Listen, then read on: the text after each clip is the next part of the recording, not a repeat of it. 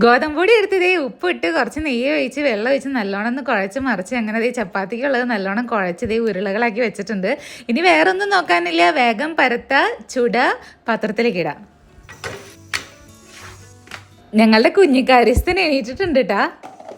വെളിച്ചെണ്ണ വെച്ച് സവോളയും വെളുത്തുള്ളിയും കറിവേപ്പിലിട്ട് നല്ലോണം ഒന്ന് മൂപ്പിച്ചു. അതേത് കാപ്പിക്കുള്ള പാല് ഒഴിക്കാണ്. സ്കൂളിൽ പോകാൻ ഗ്രേസ് ഇതേയോടെ റെഡി ആയിട്ട് നിൽപ്പുണ്ട്. അപ്പൊ കുറച്ച് മഞ്ഞപ്പൊടിയും മുളക് പൊടിയും അതുപോലെ തന്നെ കുറച്ച് ഗരം മസാലയും കൂടി ഇട്ടിട്ടുണ്ട്. നല്ലോണം ഒന്ന് ഇളക്കി ഒന്ന് മൂപ്പിച്ച് വേവിച്ച് വെച്ചേക്കുന്ന ഗ്രീൻ പീസ് ഇട്ടിട്ട് ഉപ്പിട്ടിട്ടാണ് ഞാൻ വേവിച്ച് വെച്ചായിരുന്നത്.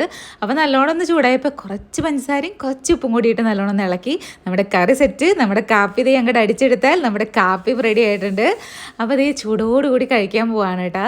2 ചപ്പാത്തിയും 1 കോഴിമുട്ടയും കുറുകുറാന്നിരിക്കുന്ന ഗ്രീൻ പീസ് കറിയും. ഇതാണ് ഞങ്ങളുടെ ബ്രേക്ക്ഫാസ്റ്റ്. നിങ്ങളുടെ ബ്രേക്ക്ഫാസ്റ്റ് എന്താണെന്ന് കമന്റ് ചെയ്യണേ. അപ്പൊ ഗ്രേസിന് വേഗം പറഞ്ഞയക്കട്ടെ. ഗ്രേസ് സ്റ്റീവന്റെ കൂടെ കളിച്ചുകൊണ്ടിരിക്കുക. അപ്പോൾ ശുഭദിനം.